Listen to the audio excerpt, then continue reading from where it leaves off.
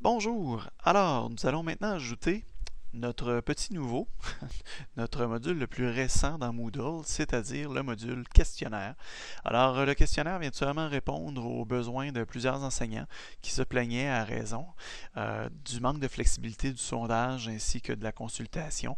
Donc, on me disait souvent qu'on avait de la difficulté à poser de véritables questions flexibles. Alors, sans vouloir sonder sur la satisfaction d'un cours ou poser une seule unique question. Alors, le questionnaire vient répondre finalement à ce besoin. Donc, on crée le questionnaire, on l'intitule, alors de manière très originale, on dit exemple de questionnaire. On le décrit de manière très pédagogique, et voilà. Et par la suite, bien évidemment, on peut toujours, oui, comme d'habitude, l'afficher sur la page du cours, mais également préciser la durée, donc à savoir la date de l'ouverture et de la fermeture, si on veut vraiment le prescrire.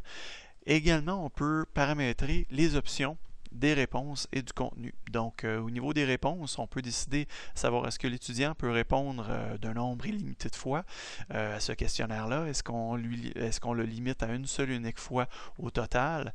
Dans ce cas-là, ce serait plus au niveau d'un sondage, hein, si on veut vraiment faire répondre les étudiants à un sondage, à une étude quelconque dans notre cours. Ce sera une seule fois. Par contre, ça peut être également un excellent outil pédagogique de suivi. Donc, que ce soit pour un travail pédagogique, une activité quelconque qui dure toute la session, qui dure plusieurs semaines, on pourrait demander une réponse à tous les jours ou même, je pense, en éducation physique. Un exemple qui me passe par la tête, mais en éducation physique, où on veut, entre autres, faire demander aux étudiants de répondre à un suivi physique. Donc, les étudiants doivent suivre un entraînement quotidien. Donc, on peut leur demander de répondre quotidiennement justement à certaines questions. Mais sinon également dans un suivi de stage ou de travail de session, dans son élaboration graduelle, donc à chaque semaine ou à chaque mois. Alors, c'est très flexible. On peut également préciser est-ce qu'on le veut nominatif ou anonyme. Dans le cas d'un sondage, évidemment, ça pourrait être anonyme. Par contre, au niveau pédagogique, si on veut que ce soit un suivi pédagogique, alors là, ce sera nominatif.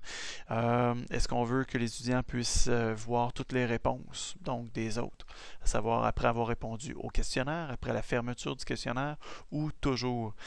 Par la suite, est-ce qu'on veut que l'étudiant soit en mesure de sauvegarder et reprendre ultérieurement la réponse de son questionnaire? Donc, on peut décider si oui ou non.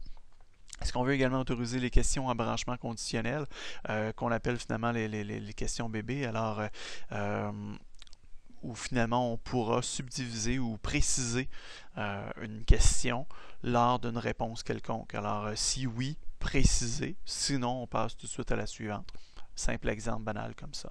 Numérotation automatique, est-ce qu'on veut justement donc numéroter automatiquement les pages? Et finalement, note pour ce questionnaire, pas de note, ou on va attribuer une note. Les options sur le contenu, alors là, on va tout simplement régler quelques petites options possibles et finalement les réglages courants comme d'habitude ainsi que la restriction de la disponibilité. Par la suite, on enregistre et on affiche. Et là, avec ça, on va pouvoir ajouter différentes questions. Donc, on choisit le type de questions. Ça va beaucoup ressembler à la base de données également. Donc, les boutons radio, donc bouton rond, case à cocher. On peut faire dater justement le questionnaire, la description, donc une demande de description, une liste déroulante.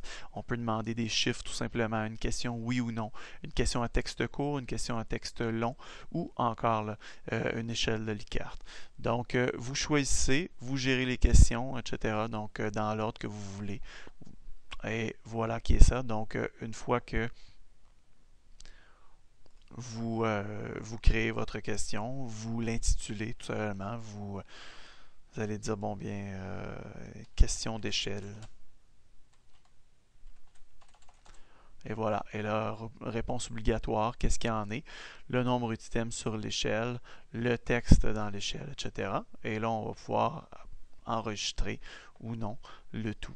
Alors voilà, vous pouvez ainsi créer votre questionnaire complet. Merci.